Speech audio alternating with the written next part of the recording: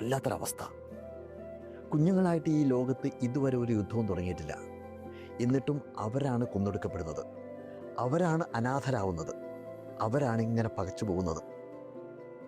അതുകൊട്ടെ, സ്വാർത്ഥരായിട്ടുള്ള രാഷ്ട്രത്തിൻ്റെ നേതാക്കന്മാരെ ഒന്നും നമുക്ക് നിയന്ത്രിക്കാൻ പറ്റില്ല.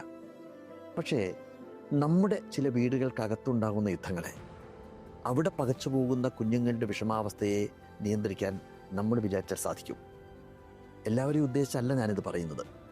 പക്ഷേ ചില വീടുകളിലെങ്കിലും മുതിർന്നവർ തമ്മിലുണ്ടാകുന്ന വഴക്കുകൾ, യുദ്ധങ്ങൾ, അതിനകത്ത് ഒന്നും ചെയ്യാൻ സാധിക്കാതെ നിൽക്കുന്ന കുഞ്ഞുങ്ങൾ, അച്ഛനും അമ്മയും തമ്മിൽ വഴക്ക് കൂടുന്ന സമയത്ത് പകച്ചു പോകുന്ന ഒരു കുഞ്ഞിൻ്റെ കണ്ണുകളിലേക്ക് നമ്മളിങ്ങനെ നോക്കി നിന്നാൽ മതി.